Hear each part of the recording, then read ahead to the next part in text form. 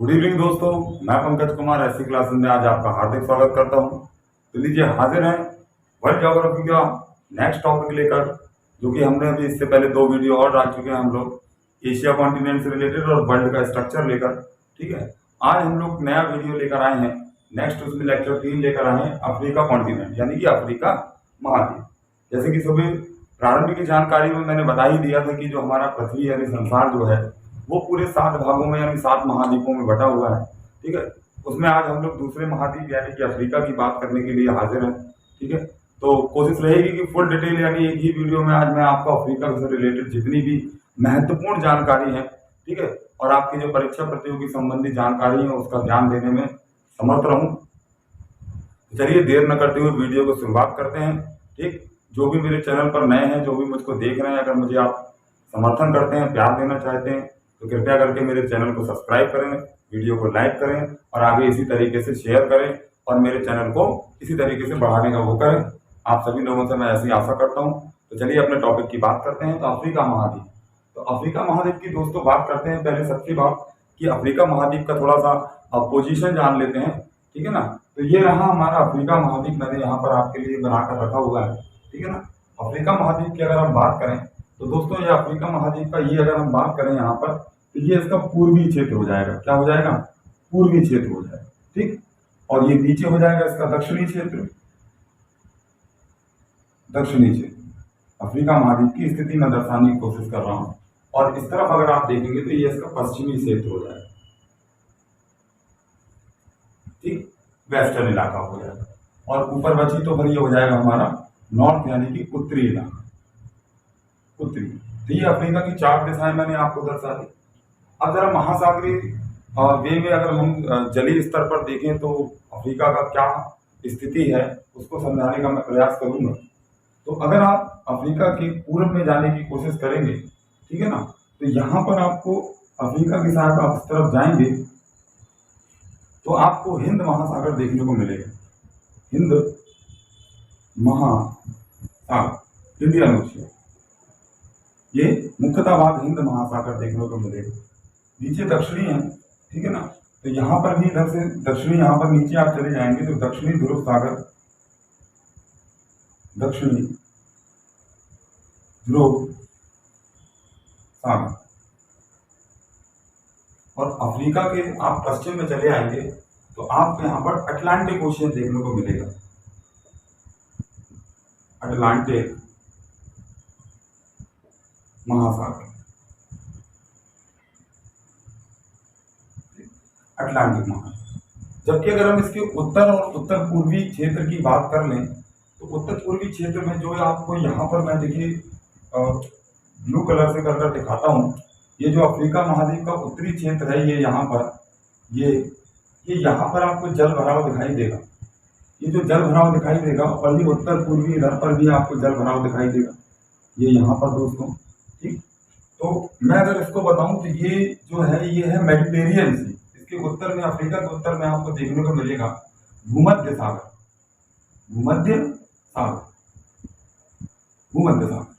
और यहाँ पर उत्तर पूर्वी में आपको यहाँ पर दिखेगा लाल सागर, लाल सागर, रेड सी, लाल सागर। तो ये हमारे अफ्रीका की अगर आप स्थिति भौगोलिक देखना चाहेंगे ये, तो ये आपके पूर्व में हिंद महासागर, दक्षिण में दक्षिणी ध्रुव सागर या हिंद महासागर का दक्षिणी क्षेत्र भी इसको कहते हैं हम लोग, और पश्चिम में अटलांटिक महासागर। जबकि उत्तर और उत्तर पूर्व में इसकी सीमा जो है वो भूमध्य सागर और लाल सागर के साथ दिखाई देती है। अच्छा, अगर हम देखें तो अगर मैं यहाँ पर इसको इस तरीके से बनाने की कोशिश करूँ, ये यहाँ पर ये इस तरीके से, ठीक, तो इसको अलग रंग से बनाने का प्रयास करते हैं हम लोग, ये यहाँ पर, और इसको थोड़ा सा इस तरीके से जोड़ने का प्रयास करते हैं, ये हाँ, ये हम पे बना देते हैं। और यहाँ पर अगर आप इस तरीके से इसको देखेंगे, यहाँ पर एक सीमा है, तो ये हमारा ऊपरी भाग हो जाएगा यूरोप का, ठीक, और ये हमारा हो जाएगा एशियाई भाग यानी एशिया महाद्वीप का, एशिया महाद्वीप का। ठीक, तो यही ऊपर से जमीनी क्षेत्र पर जुड़े हुए अफ्रीका के 2 भूभाग है। बाकी 3 ओर से तो हिंद महासागर है, नीचे दक्षिणी ध्रुव सागर और बगल में इसके पश्चिम में अटलांटिक महासागर। तो आप अफ्रीका के अगर उत्तर की ओर अगर देखेंगे तो ये यूरोप से और भूमध्य सागर से यहाँ पर यानी जो अटलांटिक महासागर है यहाँ से ये जल क्षेत्र जो है ये भूमध्य सागर से मिल रहा है, जो कि ये मैंने पिछले वीडियो में भी आपको बताया था। ये बहुत ही महत्वपूर्ण क्वेश्चन भी बनाता है। ये दोस्तों हो जाएगा जिब्राल्टर जल संधि, जिब्राल्टर जल संधि, जल संधि। तो जिब्राल्टर जल संधि का जो काम है वो क्या है कि अटलांटिक महासागर को भूमध्य महासागर से जोड़ने का काम करती है। जबकि अगर देखा जाए तो बाउंड्री बनाती है अफ्रीका को यूरोप से अलग करने के लिए। ठीक है ना, क्लियर हो गया दोस्तों। और अगर हम यहाँ से भूमध्य सागर से उत्तर पूर्वी नीचे की ओर जाएंगे तो लाल सागर पड़ेगा, और लाल सागर को भूमध्य सागर के लिए अगर आपको यहाँ जाना है तो यहाँ पर आपको बहुत महत्वपूर्ण एक नहर दिखाई देगी जिसका नाम दिया गया है सुएज नहर। क्या है ये? सुएज नहर जो है वो भूमध्य सागर को लाल सागर से जोड़ने का काम करती है। ठीक है, और अगर इस तरीके से देखा जाए जैसे जिब्राल्टर जल संधि अटलांटिक और भूमध्य को जोड़ रही है और यूरोप और अफ्रीका को अलग कर रही है, सेम है सुएज नहर जो है वो भूमध्य सागर को लाल सागर से जोड़ रही है और अफ्रीका को एशिया महाद्वीप से अलग करने का काम कौन कर रहा है? सुएज नहर कर रही है। ठीक है, चलिए और डिटेल में इसके बारे में जानते हैं। सबसे महत्वपूर्ण बात अफ्रीका की दोस्तों ये है कि अफ्रीका महाद्वीप पूरे विश्व का एकमात्र ऐसा महाद्वीप है जिससे हमारी पृथ्वी के तीनों व्रत, ठीक है ना, जो 0 डिग्री है और उत्तर में 23.5 डिग्री और दक्षिण में 23.5 डिग्री यानी 0 डिग्री विषुवत व्रत, और उत्तर में 23.5 डिग्री यानी कर्क व्रत, और दक्षिण में यानी कि 23.5 डिग्री पर मकर व्रत जो है, वो तीनों व्रत यानी तीनों रेखाएं एकमात्र ऐसा महाद्वीप है जो इससे होकर तीनों रेखाएं या तीनों व्रत गुजरते हैं। जैसे कि मैंने यहाँ पर बना रखा है, ये आप देखेंगे तो 0 डिग्री विषुवत रेखा यानी भूमध्य रेखा जो है वो अफ्रीका के लगभग मध्य से होकर गुजर चली जाती है, और उत्तर में देखेंगे 23.5 डिग्री पर, ये नाम मैंने यहाँ नहीं लिखा है, लिखते चलते हैं हम लोग, तो ये सबसे पहले हो जाएगी उत्तर में कर्क रेखा। कर्क रेखा गुजरती है 23.5 डिग्री उत्तर से। फिर 0 डिग्री यानी भूमध्य रेखा, भूमध्य रेखा जो है वो बीच में विषुवत रेखा, ये भी अफ्रीका से गुजरती है। जैसे हमारे इंडिया से अगर आप देखेंगे भारत से, तो एकमात्र विषुवत रेखा जो कर्क रेखा है वो हमारे भारत के 8 राज्यों से होती हुई गुजरती है। ऐसे ही अफ्रीका एकमात्र ऐसा महाद्वीप है जिससे तीनों विषुवत रेखाएं गुजरती हैं। तो ये नीचे दक्षिण में 23.5 डिग्री पर कौन सी रेखा हो जाएगी? मकर रेखा। मकर रेखा जो है यहाँ से गुजर रही होगी। देखिए इंग्लिश में भी नाम बता दें तो ये हमारी इक्वेटर 0 डिग्री इक्वेटर हो जाएगी। उत्तर में कर्क रेखा ट्रॉपिक ऑफ कैंसर जिसको कहा जाता है, ठीक है, और जबकि दक्षिण में मकर रेखा ट्रॉपिक ऑफ कैप्रिकोरियन जिसको कहा जाता है। तो एकमात्र महाद्वीप विश्व का ऐसा है जिससे तीनों विषुवत रेखाएं या तीनों अक्षांशीय मुख्य अक्षांशीय रेखाएं गुजरती हैं। चलिए ये हमने देख ही लिया कि उत्तर में भूमध्य सागर और लाल सागर इसको अलग करता है, ठीक है, जबकि जिब्राल्टर जल संधि यूरोप को अफ्रीका से अलग करती है, और दक्षिण में ध्रुव सागर है, और यहाँ पर एशिया महाद्वीप को अफ्रीका महाद्वीप से सुएज नहर अलग करने का और लाल सागर अलग करने का काम करती है। ठीक, अच्छा आप यहाँ लाल सागर से इधर तरफ बाहर आएंगे तो यहाँ पर दोस्तों आपको दिखेगी अदन की खाड़ी। क्या दिखेगी? अदन की खाड़ी, अदन की खाड़ी। यहाँ पर आपको अदन की खाड़ी देखने को मिलेगी, ठीक, जो कि लाल सागर को अदन की खाड़ी की एंट्री है, और इस एंट्री का नाम अगर हम यहाँ पर लिखें तो ये हो जाती है बाब उल मंदेब, बाब उल मंदेब जल संधि, जल संधि। तो ये 3 तरीके की मुख्यतः जल संधि अफ्रीका के साथ जुड़ी हुई है। तो ये लाल सागर को अदन की खाड़ी से बाब उल जल संधि और एशिया को अफ्रीका से अलग करने का, पूर्वी क्षेत्र को अलग करने का काम करते हैं। ठीक है ना दोस्तों, आगे चलते हैं। अब कुछ बात कर लेते हैं अफ्रीका के कुछ महत्वपूर्ण तथ्यों की। तो अफ्रीका के महत्वपूर्ण तथ्यों को सबसे पहले हम जानेंगे। इसको दोस्तों कॉन्टिनेंट ऑफ कंट्रास्ट के नाम से जाना जाता है। मतलब कंट्रास्ट का मतलब रंग भेद और अलग अलग प्रजातियां, अलग अलग मौसम और अलग अलग भौगोलिक क्षेत्रों के कारण इसको हम लोग कॉन्टिनेंट ऑफ कंट्रास्ट यानी कि कई रंगों का महाद्वीप भी कह सकते हैं, क्योंकि यहाँ पर बहुत रेगिस्तान है, बहुत हरा भरा भी है, ठीक है, और सूखा भी है, मौसम के कई परिवर्तन है, जलीय क्षेत्र है, ठीक है, पहाड़ भी हैं, झरने भी हैं। तो इस तरीके की मतलब भौगोलिक विचित्रताओं की वजह से इसको कॉन्टिनेंट ऑफ कंट्रास्ट के नाम से जाना जाता है। दूसरा, इसको अंध महाद्वीप भी कहते हैं। क्या कहते हैं? अंध महाद्वीप। अंध महाद्वीप इसको इसलिए कहते हैं क्योंकि ये सामाजिक, आर्थिक, भौगोलिक और कई तरीके की विशेषताओं में बहुत पिछड़ा हुआ महाद्वीप है, ठीक है ना। जैसे कि आप अन्य महाद्वीपों के बारे में आप जानेंगे, अमेरिका है, रसिया और यूरोप है, तो यहाँ पर बड़े बड़े देश, बड़े विचित्र देश हैं। जैसे अमेरिका है कि हमारी बड़ी शक्तिशाली देश है, रशिया है, फ्रांस है, जर्मनी है, चाइना है, हमारा भारत है, पर अफ्रीका में आप इतना कुछ खास नहीं सुनेंगे, इसलिए इसको हम लोग अंध महाद्वीप या पिछड़ा हुआ महाद्वीप के नाम से भी जानते हैं। जबकि अगर हम बात करें अफ्रीका की, तो ये विश्व की क्षेत्रफल की दृष्टि से, किसके से, क्षेत्रफल की दृष्टि से अकॉर्डिंग टू एरिया, अफ्रीका जो है वो दूसरा महाद्वीप है सबसे बड़ा। हम पहले ही बात कर चुके हैं कि एशिया जो है वो विश्व में क्षेत्रफल की दृष्टि से सबसे बड़ा महाद्वीप, जबकि अगर हम आज बात करें तो अफ्रीका महाद्वीप जो है वो क्षेत्रफल की दृष्टि से जो है दूसरे सबसे नंबर 1 का या बड़े नंबर का राज्य हमारा हो जाता है। ठीक है ना। अच्छा, और हम बात कर लेते हैं तो अफ्रीका की जो सबसे फेमस नदी जो है वो निकलती है यहाँ से लेक विक्टोरिया से। कहां से दोस्तों, लेक विक्टोरिया से। कहां से, लेक विक्टोरिया से। विक्टोरिया जो झील है यहाँ से अफ्रीका की, और अफ्रीका की क्या, विश्व की सबसे बड़ी नदी जो है बहते हुए भूमध्य सागर में गिर जाती है। कौन सी नदी, अगर हम बात करें, थोड़ा इसको इस तरीके से बनाना पड़ेगा क्योंकि अगर मिस्र इजिप्ट नहीं आएगा इस तरीके से, ठीक है ना। ये सबसे बड़ी नदी जो है वो कौन सी नदी बहती है, नील नदी।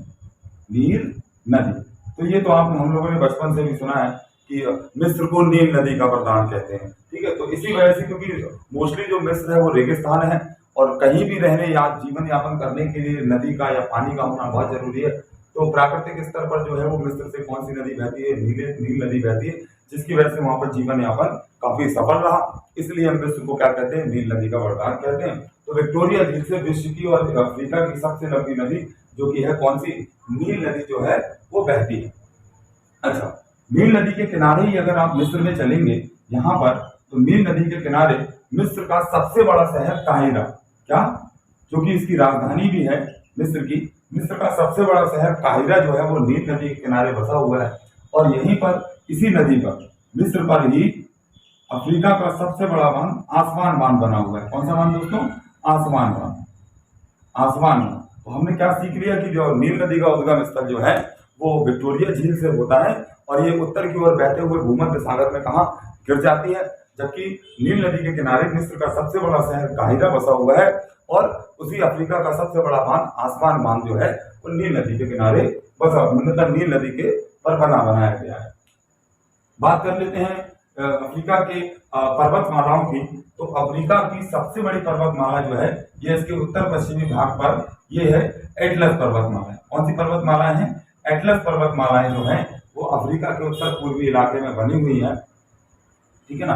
अच्छा, अफ्रीका पर्वतमाला, अफ्रीका में जो एटलस पर्वतमालाएं जो बनी है, इसकी जो सबसे ऊंची चोटी यानी हाईएस्ट माउंटेन पीक जो है ये हम बना रहे रेड कलर से, इसका नाम दोस्तों है टाउन बगल।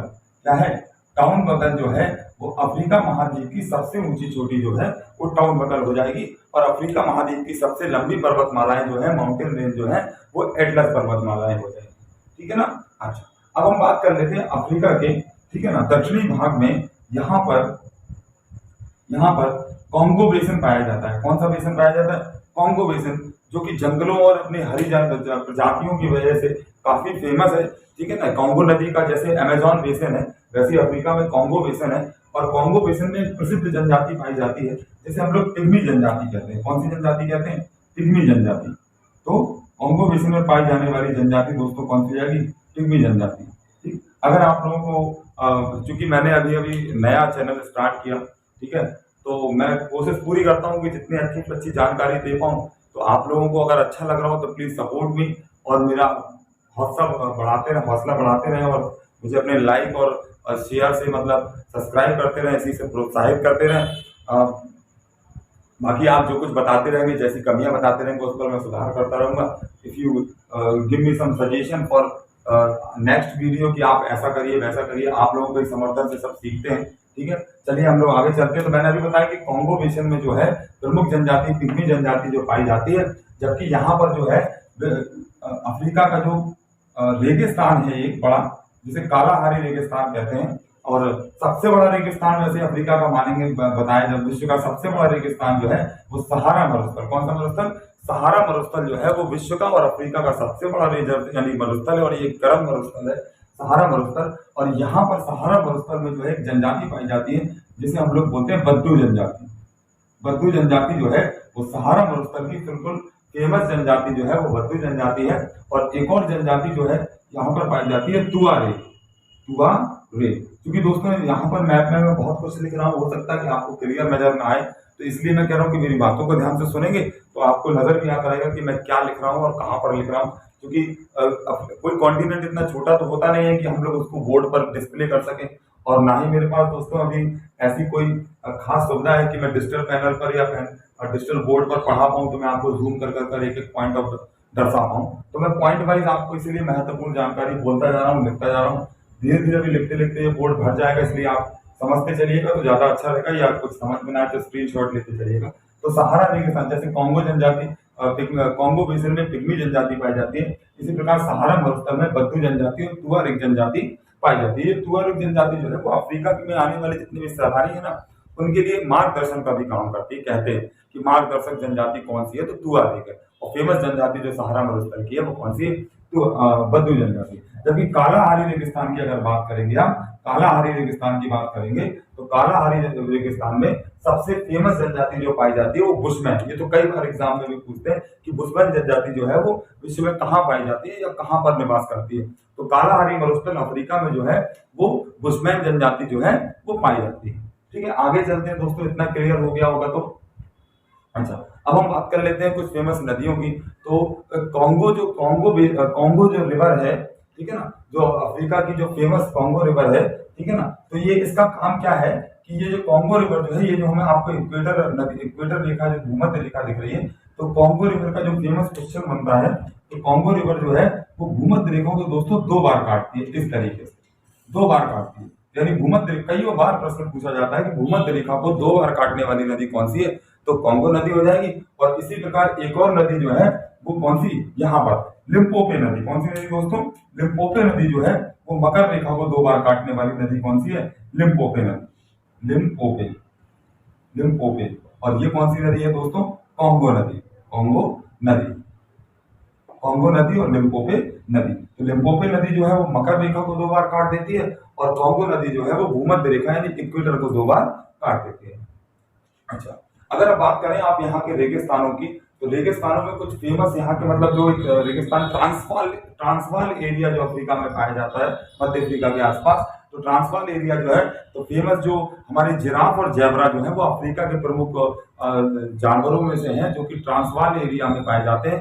तो अफ्रीका के जो फेमस जानवर हैं आपको मैंने बता दिया कि ट्रांसवाल इलाके में पाए जाते हैं। जबकि ऑस्ट्रिच पक्षी का आपने नाम सुना होगा, जो विश्व का सबसे बड़ा पक्षी है, जो कि उड़ नहीं पाता है, वो भी कालाहारी रेगिस्तान में पाया जाता है। कहाँ पर, ऑस्ट्रिच पक्षी जो है वो कालाहारी रेगिस्तान में, जैसे कीवी है, एमयू है, ऑस्ट्रिच है, ऐसे ही दक्षिण अमेरिका में भी एक पक्षी रिया पाया जाता है। ये सारे ही पक्षी जो है वो उड़ नहीं पाते। ऐसे ऑस्ट्रिच पक्षी जो है वो भी उड़ नहीं पाता, परंतु ये सारे पक्षियों में जो है ये सबसे बड़ा पक्षी होता है। चलिए आगे चलते हैं हम लोग। तो जैसे कॉन्गो की बात कर रहे थे, तो यहीं पर देख लेते हैं। तो कॉन्गो बेसिन बनाता है यहाँ पर, तो यहाँ पर कॉन्गो नदी के अपवाह तंत्र के कारण वर्षा वनीय क्षेत्र दक्षिण में है, ठीक है, तो काफी वनों वाला क्षेत्र होता है। तो कॉन्गो को जो है हम लोग वनों का देश कहते हैं। कौन किसको बोलते हैं, कॉन्गो को जो है, कॉन्गो देश को हम लोग, कॉन्गो जो देश है उसको हम लोग क्या कह देते हैं, कॉन्गो देश को, जो कॉन्गो को हम लोग बोलते हैं वनों का देश। क्या बोलते हैं, वनों का देश कह देते हैं, ठीक है ना, कॉन्गो को वनों का देश कह देते हैं, ठीक है ना। आगे चलते हैं, आगे चलिए, ठीक। अब बात कर लेते हैं हम लोग घास के मैदानों। तो अगर आप इसके उत्तरी भाग में देखेंगे, ठीक है, तो उष्ण, क्योंकि भूमध्य रेखा पर है तो गर्मी ज्यादा पड़ती है, तो उष्ण घास के मैदानों को, यहाँ के उष्ण घास के मैदानों को दोस्तों सवाना घास के मैदान कहा जाता है। कौन सी घास के मैदान, सवाना घास के मैदान जो है वो अफ्रीका के उष्ण घास के मैदान होते हैं। जबकि अगर विषुवतीय घास के मैदान, यहाँ पर आप ठंडे मतलब नीचे की तरफ चले जाएंगे, तो यहाँ की घास के मैदान, दक्षिणी घास के मैदानों को हम लोग वेल्ड्स के नाम से जानते हैं, ठीक है। ये भी बड़ा महत्वपूर्ण क्वेश्चन है, आता है कि दक्षिणी, या फिर नॉर्मली वैसे तो पूछ लेता है कि वेल्ड्स घास के मैदान कहाँ है, तो दक्षिण अफ्रीका आंसर लगा देना है, ठीक है। और सवेरा घास के मैदान कहाँ है, तो उत्तरी अमेरिका, उत्तरी मध्य अफ्रीका, आपको क्या लगा देना है, दक्षिणी वेल्ड्स घास के मैदान दक्षिणी अफ्रीका, और सवाना घास के मैदान उत्तरी मध्य अफ्रीका में आप लगा सकते हैं, सवाना घास के मैदान कहा जाता है। चलिए, अच्छा, उसके बाद चलते हैं हम लोग कि यहां से लेकर, ठीक है, यहाँ पर जो अफ्रीका की सबसे लंबी जो रेलवे लाइन है, कौन सी लाइन है, सबसे लंबी जो रेलवे लाइन है, ठीक है ना, वो जाती है यहाँ से, कहां से, इस रेलवे लाइन का नाम दोस्तों है केप काहिरा। कौन सा है, केप काहिरा रेलवे लाइन। तो अफ्रीका की जो सबसे लंबी, जैसे हमारे भारत की जम्मू कश्मीर से कन्याकुमारी तक चलती है, ठीक है ना, ऐसे जो अफ्रीका की जो सबसे लंबी रेलवे मार्ग है उसे केप काहिरा कहते हैं, जो नाम से समझ में आ रहा है, केप टाउन शहर से, कहां से, केप टाउन शहर से, केप टाउन शहर से काहिरा तक जाती है, जो कि मिस्र की राजधानी है। कहां से, मिस्र की राजधानी है, ठीक है ना। अच्छा, मिस्र के बारे में बात कर लेते हैं। ये रहा हमारा मिस्र, ठीक है, जिसे इंग्लिश में हम लोग क्या भी कहते हैं, इजिप्ट के नाम से जानते हैं। तो मिस्र को जो है वो यूरोप और एशिया का जंक्शन भी कहा जाता है। क्या कहा जाता है दोस्तों, मिस्र को यूरोप और एशिया के नाम से भी जाना जाता है। और यही मिस्र में, मिस्र के पास से ही कौन सी नहर निकलती है, सुएज नहर निकलती है। क्या निकलती है, सुएज नहर निकलती है, जो कि भूमध्य सागर को लाल सागर से अलग करती है। और जैसे आप यहाँ से एंट्री करेंगे और यहाँ से एग्जिट करेंगे तो यहाँ सुएज नहर पर दो पतन पाए जाते हैं, सी मतलब सी पोर्ट कह लीजिए और नहर के पोर्ट कह लीजिए।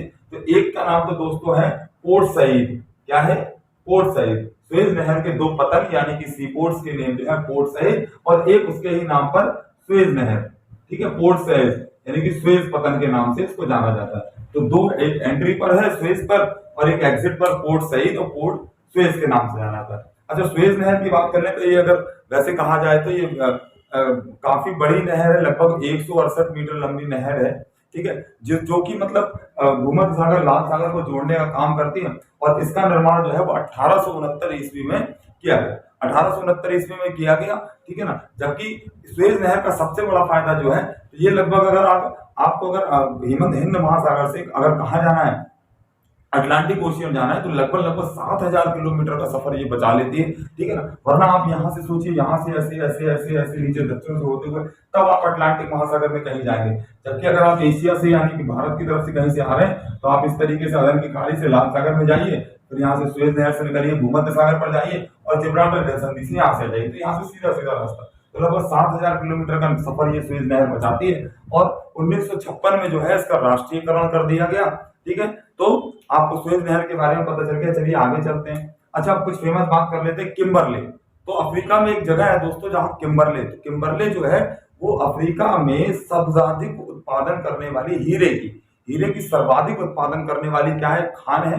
किम्बरले जगह का नाम है, वहीं पर खान है, और ये यहाँ पर सबसे ज्यादा हीरों का उत्पादन किया जाता है, ठीक है। और अगर बात करें हम लोग क्षेत्रफल की दृष्टि से, तो क्षेत्रफल की दृष्टि से, ठीक है, किम्बरले के बाद जो है ओरापा नाम की एक और खान है, जो कि क्षेत्रफल की दृष्टि से अफ्रीका की जो है वो हीरा उत्पादन में क्या है, सबसे बड़ी खान है। चलिए, अच्छा, अब हम अगर बात करें, ठीक है ना दोस्तों, इथोपिया राज्य की, कहाँ की, इथोपिया देश की। तो इथोपिया देश जो है वो काफी ऊंचाई पर स्थित है, और यहीं पर एक एबिसिनी नाम का पठार पाया जाता है। क्या पाया जाता है, एबिसिनी नाम का पठार पाया जाता है, जो कि इथोपिया वाले इलाके में पाया जाता है। और एबिसिनी के पठार को एबिसिनी के पठार को हम लोग क्या कहते हैं, अफ्रीका की छत भी कहते हैं। क्या कहते हैं दोस्तों, अफ्रीका की छत के नाम से भी जानते हैं, ठीक है। तो रूफ ऑफ द अफ्रीका के नाम से एबिसिनी का पठार, जो कि इथोपिया में स्थित है। आगे चलते हैं दोस्तों, कुछ और नई बात जानते हैं, ठीक है। एटलस पर्वतमाला मैंने आपको बताया, एटलस पर्वतमाला की कुल लंबाई लगभग 2500 किलोमीटर है, ठीक है, जो कि अफ्रीका की सबसे लंबी माउंटेन रेंज में से एक है। जिसकी सबसे ऊंची चोटी कौन सी है, टाउन बगल है। अच्छा, उसके बाद बात करते हैं अफ्रीका का जो केप टाउन शहर है, और उसी के बाद जोहान्सबर्ग जो शहर है, ठीक है, जो कि उसकी औद्योगिक राजधानी भी है, ठीक है। तो जोहान्सबर्ग शहर को हम लोग गोल्ड सिटी के नाम से जानते हैं। किसको जानते हैं, गोल्ड सिटी के नाम से हम लोग जोहान्सबर्ग को जानते हैं। जबकि किम्बरले को हम लोग किस नाम से जानते हैं, सिटी ऑफ डायमंड। क्या नाम से जानते हैं, city of diamond. Gold city के नाम से जोहान्सबर्ग को जाना जाता है, जबकि हम लोग किसको जानते हैं, ठीक है, जोहान्सबर्ग को गोल्ड सिटी के नाम से जानते हैं, ठीक। अच्छा, अगर हम बात करें तो न्यायिक राजधानी जो है, क्योंकि अब दोस्तों यहाँ पर काफी भर गया है नक्शा, तो यहाँ पर तो मैं आपको समझा नहीं पाऊंगा, इसलिए पॉइंट वाइज समझाता चल रहा हूँ, ठीक है, ठीक है। तो जो क्या कहते हैं, हम लोग क्या बात कर रहा था मैं कि हाँ, ब्लॉमफस्टेन जो है वो हमारी अफ्रीका की न्यायिक राजधानी है दोस्तों। क्या है, ब्लॉमफस्टेन जो है वो अफ्रीका की न्यायिक राजधानी है, ठीक है। अच्छा, अब जैसे कॉन्गो नदी की बात कर लेते हैं हम लोग, तो कॉन्गो नदी की बात कर लेते हैं, तो अफ्रीका का एक फेमस जलप्रपात है स्टैनली जलप्रपात। कौन सा जलप्रपात है, स्टैनली, यही इसी के पास लिख लेते हैं, स्टैनली जलप्रपात। स्टैनली वाटरफॉल जो है वो कौन सी नदी पर स्थित है, कॉन्गो नदी पर स्टैनली वाटरफॉल है, ठीक है ना। और अगर हम बात करें, ठीक है ना, तो विक्टोरिया जलप्रपात, कौन सा, विक्टोरिया वाटरफॉल जो है वो जाम्बेजी नदी पर है। कौन सी नदी पर है, जाम्बेजी नदी पर जो है वो कौन सा है, विक्टोरिया वाटरफॉल है। और एक फेमस जो कई बार प्रश्न हमारे पेपर में पूछा जाता है, करीबा बांध। करीबा बांध अफ्रीका का काफी बड़ा बांध है, जो कि किस पर स्थित है, जाम्बेजी नदी पर ऑल्सो स्थित है, ठीक है। और विक्टोरिया जलप्रपात भी जाम्बेजी नदी पर है। आई होप आप लोगों को समझ में आ गया होगा, ठीक है ना। अच्छा, कुछ और एक दो बात कर लेते हैं हम लोग कि जो ये जो भूमध्य रेखा जो हमारी गुजर रही है यहाँ से, ठीक, यहाँ पर अफ्रीका के कुछ प्रमुख देश पाए जाते हैं जो कि भूमध्य रेखा पर मिलते हैं, ठीक। तो उनमें से इनके नाम आप समझ लीजिएगा, ठीक है ना। तो एक तो नाम हो जाएगा अपना गैंगबॉक, ठीक है। गैंगबॉक जो देश है वो भूमध्य रेखा पर। कॉन्गो गणराज्य, कॉन्गो जो गणराज्य है वो भी भूमध्य रेखा पर है। युगांडा जो है वो भूमध्य रेखा पर पड़ता है, ठीक है। केनिया जो है वो भूमध्य रेखा पर पड़ता है। और सोमालिया जो है वो हमारा वो कहां पर पड़ता है, तो भूमध्य रेखा पर ये 5 अफ्रीका के राज्य जो लाइन से पड़ते हैं, इनको याद रखिएगा। गैंगबॉक, कॉन्गो, युगांडा, कीनिया और सोमालिया जो है अफ्रीका पर भूमध्य रेखा पर स्थित है, ठीक है ना दोस्तों। तो अभी और अफ्रीका के बारे में हम लोग अगले किसी वीडियो में बात करेंगे, ठीक है। आई होप कि मेरे द्वारा अभी जो मैंने आपको अफ्रीका पढ़ाया है, ठीक है ना, वो आप लोगों को अच्छे से समझ में आया होगा, ठीक है। आपके सजेशन का मुझे इंतजार रहेगा। कृपया कमेंट करते रहें और मेरे चैनल को सब्सक्राइब करें। कृपया मेरे वीडियो को शेयर करें और मेरे द्वारा जो भी आपको जानकारी मिली उसको प्लीज सराहें और बताएं कि कैसा मैंने आपको पढ़ाया, ठीक। चलिए मिलते हैं अगले नेक्स्ट वीडियो में किसी अन्य दूसरे महाद्वीप के साथ। और इसी के बाद मैं आपकी विदा लेता हूँ। ऐसी क्लासेस को सब्सक्राइब करें, ठीक है, मेरे चैनल को शेयर करें, लाइक करें। Thank you so much, good bye.